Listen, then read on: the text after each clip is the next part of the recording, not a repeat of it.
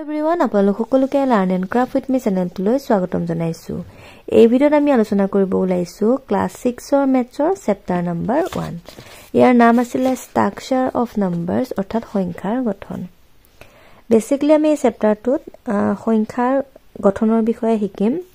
এটা সংখ্যাক আমি কেনেদৰে পঢ়ো হয় না হেবোৰৰ বিষয়ে শিকিম। এতিয়া তোমালোকে চোৱা ইয়াতে আছে যে একক, দশক, শতক, হাজাৰ, অযুত, লাখ, নিযুত, কোটি মানে এবোৰ আমি জানো।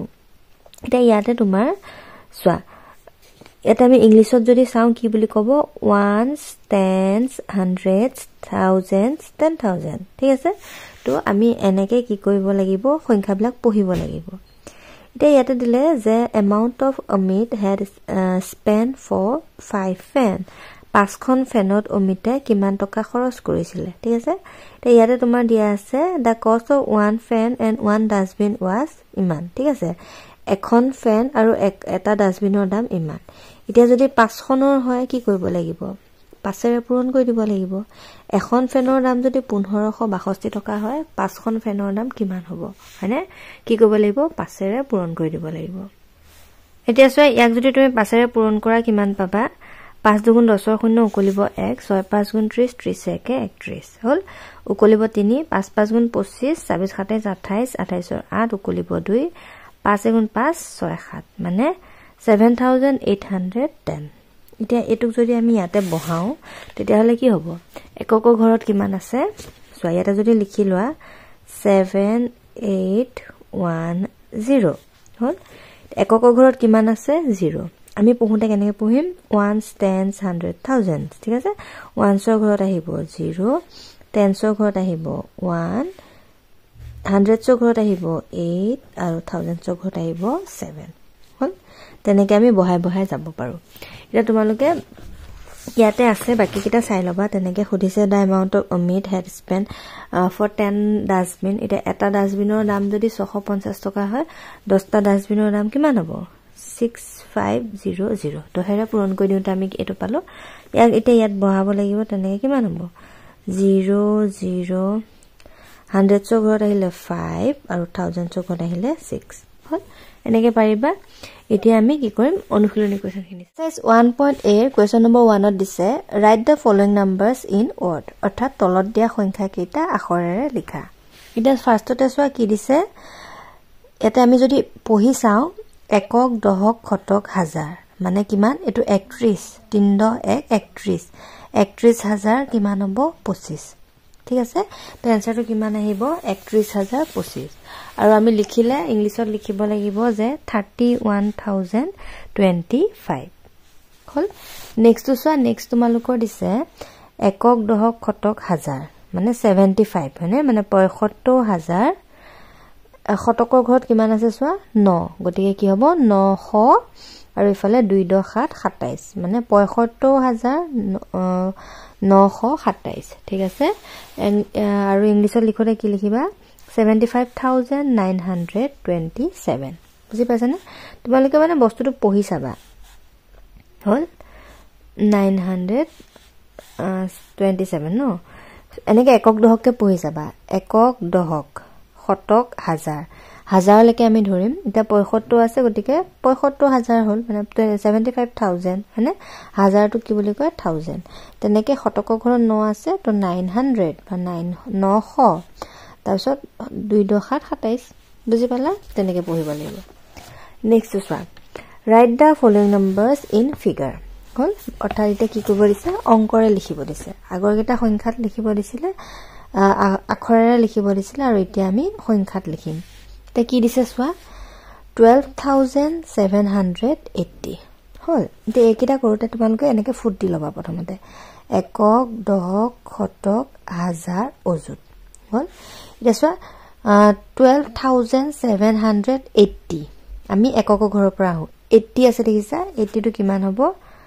8080 হল। কিমান 100 দিছে চোৱা 700 গতিকে 100ৰ ঘৰত কিমান আহিব 7 হল। একক, দশক, শতক শতকৰ ঘৰত কিমান আহিলে 7 আৰু ইফালে কিমান কৰে 12,000 তাৰ মানে 12,000। এতিয়া 12,000 টো হাজাৰৰ ঘৰত পইছে নাই চোৱা একক, দশক, শতক, হাজাৰ দিছে 12,780 12,780 আকৌ তেনেকে নেক্সট চোৱা 1,34,704 এটো ফুট দিলোৱা লাখলৈকে দিব লাগিব একক দহক শতক হাজাৰ অযুত লাখ হল লাষ্টৰ পৰা 704 মানে 700 বুলি কৈছ ন 100 ৰ ঘৰত মানে কিমান আহিব 7 তে আমি 100 ৰ ঘৰটো চাই লও একক দহক শতক এটো হৈ গল কি 100 ৰ ঘৰ ইয়াতে 7 আহিব হল 704 বুলি কৈছ ন গটিকে 4 টো কিমান আহিব 4 টো এটা সংখ্যা গটিকে এককৰ ঘৰত 4 আহিব হল এখিনি একো নাহিলে তাৰ মানে ইয়াতে 0 দিব লাগিব বুজি পালা না একো যদি নোপোৱা তেতিয়া 0 দিবা হল 700 লৈকে হল তাছত কিমান 1000 কৈছে সোৱা 34000 1000 মানে কি হাজাৰ হাজাৰৰ ঘৰত কিমান থাকিব 34 গটিকে 34 দি দিয়া 34000 হল একক দহক শতক হাজাৰ ঠিকে আছে এখিনলৈকে তাছত 1 লাখ কৈছে মানে লাখৰ ঘৰত কিমান থাকিব লাগিব 1 গটিকে ইয়াতে 1 দি দিয়া একক দহক শতক হাজাৰ অযুত লাখ দেখিলা 1,34,704 বুজি পালা সদায় তোমালকে এককৰ ঘৰৰ পৰা আৰম্ভ কৰিবা দে নেক্সট চোৱা Which is the largest and the smallest number in the following ঠিক আছে এই সংখ্যা কেইটা চাব দিছে তাৰ পৰা কোনটো ডাঙৰ কোনটো সৰু উলিয়াব দিছে একেবাৰে সহজ আমি প্ৰথমতে কেইটা সংখ্যা আছে গুটে কেইটাতে হিসাব কৰি লওঁ ইয়াত চোৱা 1 2 3 4 5 1 2 3 4 5 1 2 3 4 5 1 2 3 4 5 1 2 3 4 5 6 ইয়াতে 6টা অংক আছে বাকি বিলাকত 5টা আছে তাৰ মানে এটো কি হ'ব ডাঙৰ সংখ্যা যত অংক বেছি হেতু ডাঙৰ হ'ব হল এটো কি বিগ নাম্বাৰ হল তে স্মল নাম্বাৰটো চোৱা স্মল নাম্বাৰটো কেনেকে বিচাৰিবা এটা গুটে কিটা সংখ্যাত হিসাব কৰি চালা 5টা সংখ্যা আছে হল তে তোমালকে প্ৰথমতে এই প্ৰথম সংখ্যাটো চাবা ইয়াতে 2 3 2 1 তে 1 2 3 2 এইকেইটাৰ ভিতৰত সৰু কোনটো হ'ব 1 টো তাৰ মানে এটো হয় তো এটো হৈ গল কি স্মল নাম্বাৰ বুজি পালা এনেকে উলিয়াবা হ'ব নেক্সট চোৱা write the largest and smallest number formed by using the digit 78354 মানে কি কৈছে 78354 এই সংখ্যা কেইটা মানে যোগ কৰি পেলে আটাইতকৈ ডাঙৰ আৰু আটাইতকৈ সৰু সংখ্যাটো উলিয়াব দিছে ঠিক আছে এতিয়া তোমালকে ইয়াতে ধুনিয়াকে লিখিবা লাৰ্জেষ্ট নাম্বাৰ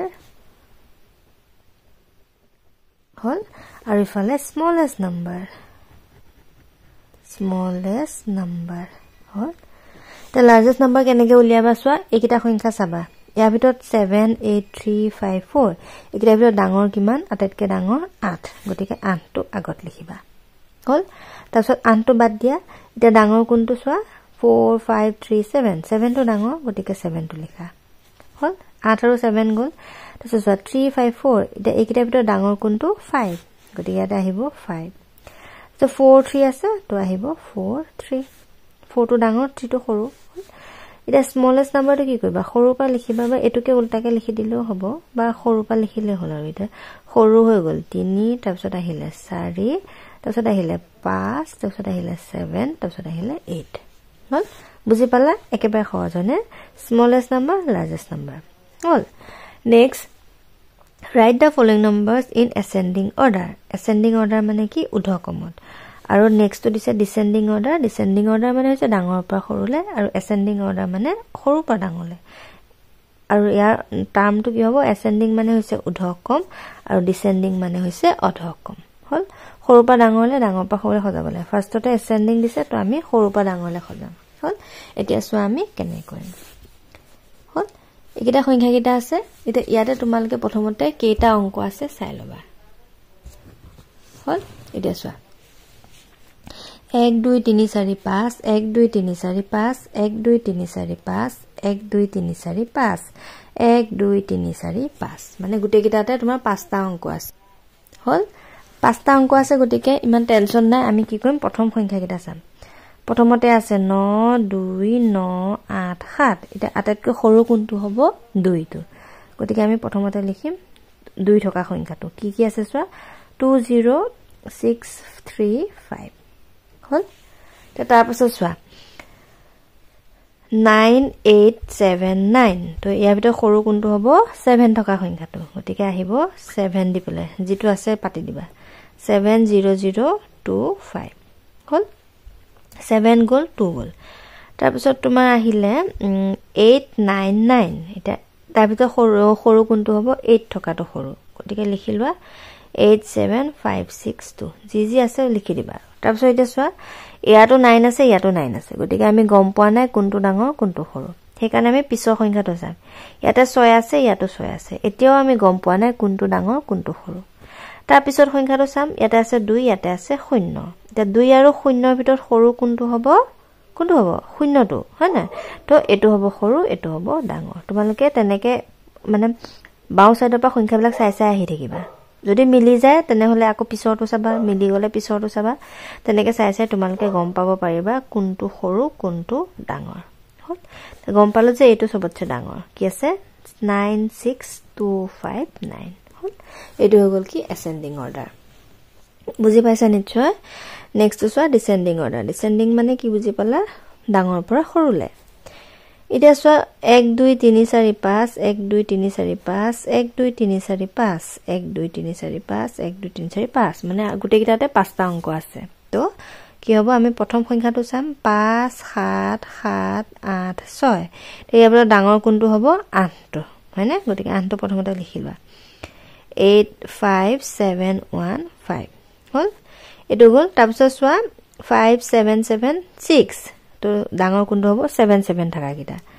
তে দুটাৰ ভিতৰত চোৱা ইয়াতে 7 আছে ইয়াতে 7 আছে গতিকে আমি গম পোৱা নাই কোনটো ডাঙৰ কোনটো সৰু তো আমি পিছৰ সংখ্যাটো চাম